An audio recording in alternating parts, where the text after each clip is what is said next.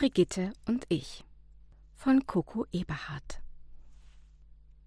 Brigitte und ich, Teil 1. Endlich hatte ich mal wieder Zeit, mich mit meiner Freundin Brigitte zu treffen. Meine Freundin war eine echt tolle Frau und eine noch tollere Mom. Sie war mittlerweile 39 Jahre alt, schaute aber keinen Tag älter aus als 30 und das trotz 5 Kinder.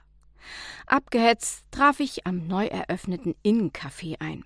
Durch das große Fenster sah ich sie bereits auf einem gemütlich wirkenden azurblauen Plüschsofa sitzen und an dem davor stehenden Eiche-Naturtisch in einer Zeitschrift blättern. Ganz entspannt, wie es halt ihre Art war. Vor ihr stand ein Glas mit Gurke-Ingwerwasser. Ich dagegen war bereits jetzt schon durchgeschwitzt und 10 Minuten zu spät dran, weil ich mal wieder die Parkplatzsuche völlig unterschätzt hatte und auch schon zu Hause nichts rund gelaufen war. Meine Tochter Mia war heute Morgen schon wieder ein totales Pubertier, während ihr kleiner Bruder Finn eher ein Murmeltier gewesen war. Sprich, er kam mal wieder nicht in die Puschen. Für das Highlight des Morgens sorgte da noch Katze Tinkerbell, die mir, während ich Butterbrote für die Kinder schmierte, eine halb verdaute Maus vor meine Füße auf das Parkett gekotzt hatte. In diesem Moment war mein einziger Lichtblick das Treffen mit Brigitte im Café. Ich hatte einen Bärenhunger, da ich wegen der morgendlichen Ereignisse noch nicht zu einem Frühstück gekommen war.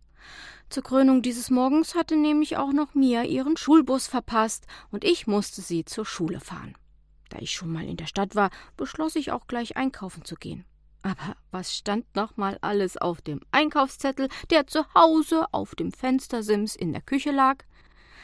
Die Hälfte hatte ich dann doch noch irgendwie zusammenbekommen. Allerdings hatte ich natürlich das Nutella, Grundnahrungsmittel Nummer 1 für meine Familie, vergessen. Etwas derangiert betrat ich schließlich das Café, das Brigitte für unser heutiges Treffen gewählt hatte. Mit ihrer gekringelten weißen Bluse und der lindgrünen Paperback-Hose sah sie echt umwerfend aus. Ihr Haar saß perfekt und sie hatte ein dezentes Tages-Make-up aufgelegt. Dabei fiel mir ein, dass ich auch mal wieder meinen Haaransatz nachfärben sollte. Für Make-up hatte ich heute noch keinen Nerv gehabt. »Oh, du siehst heute wieder klasse aus«, begrüßte ich sie mit einer kurzen Umarmung.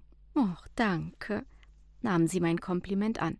»Die Klamotten habe ich neulich in so einer kleinen Boutique für fair gehandelte Bio-Öko-Kleidung geshoppt. Da musst du auch mal hin.« Einmal das große Sektfrühstück für 2, einen doppelten Latte Macchiato mit Schuss und ein weiches Frühstücksei.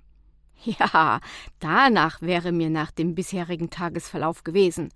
Aber mit jeder Schwangerschaft hatte ich ein paar Pfunde zugelegt, die auch irgendwie nicht mehr gehen wollten. Nicht so bei Brigitte. Sie war trotz ihrer 5 Kinder rank und schlank wie eh und je. Aber sie ging ja auch jeden Morgen um 5 schon eine Runde joggen, weil sie für den Altstadtmarathon trainierte. Diese Energie, die hätte ich auch gern. 5 Uhr aufstehen, daran war nicht zu denken bei mir. Obwohl ich abends um 9 Uhr schon auf dem Sofa vor dem Fernseher einschlief, war es jeden Morgen um 6 Uhr ein erneuter Kampf mit dem Wecker und dem inneren Schweinehund. Schlaftrunken wankte ich dann erstmal in die Küche, um den Kindern ihr Nutella-Brot zu schmieren und ihren Kakao in die Mikrowelle zu hauen. Brigitte hatte immer total tolle Frühstücksideen. Overnight Oat mit Chiasamen und Mangopüree oder ein Amaranth-Soja-Joghurt-Bio-Haferflocken-Müsli. »Ich bekomme das kleine Vitalfrühstück mit einer Tasse Entschlackungskräutertee«, teilte ich schließlich dem Kellner meine Bestellung mit. »Und wie geht's dir?«, fragte mich Brigitte dann. Ausführlich schilderte ich ihr meine morgendliche Odyssee. Außerdem lief im Büro auch nicht gerade alles rund. Ich hatte eine Teilzeitstelle als Kauffrau für Bürokommunikation, während Brigitte Teilhaberin einer Rechtsanwaltskanzlei war. Schon mit 27 hatte sie ihre Doktorarbeit geschrieben. Damals war sie gerade mit dem 3. Kind schwanger, doch ihre Kinder merken gar nicht, dass ihre Mom Vollzeit arbeitet. Mittags, wenn die Kids von der Schule kommen, hatte Brigitte immer ein leckeres Mittagsmenü gezaubert. Sie kaufte ausschließlich im Biomarkt das Gemüse und kochte überwiegend vegetarisch, teilweise sogar vegan. Quinoa-Kürbisauflauf, Zucchini-Spaghetti.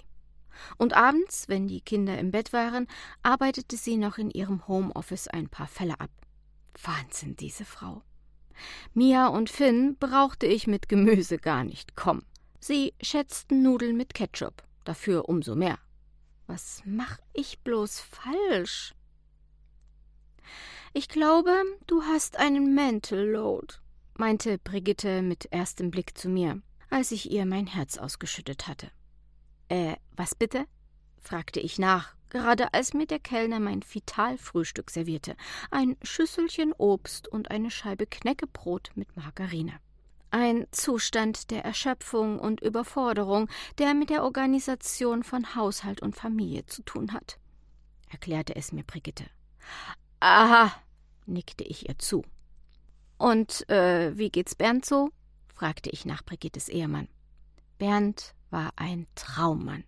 Tagsüber arbeitete er in der Kanzlei, in der auch Brigitte arbeitete, und abends widmete er sich mit voller Hingabe den Kindern und half Brigitte mit dem Haushalt.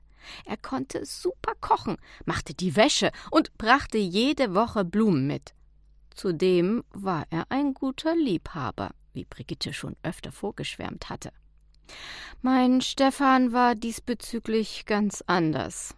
Unser romantischer Höhepunkt war der, abends gemeinsam vor der Glotze einzuschlafen. Was hatte Brigitte doch bloß für ein Glück. Bernd geht's gut. Er trainiert gerade für den Stand-Up-Paddling-Wettbewerb und neulich hat er mir einen Sonnenblumenstrauß mitgebracht, den er auf einem Bio-Selbstpflückfeld gepflückt hat.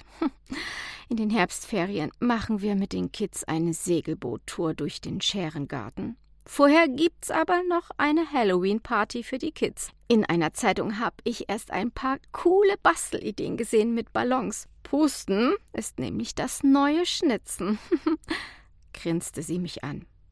Wenn Pusten das neue Schnitzen war Blasen wohl das neue Hobeln? Dachte ich sarkastisch bei mir und winkte den Kellner herbei, um zu zahlen. Mit einer herzlichen Umarmung verabschiedete ich mich von Brigitte.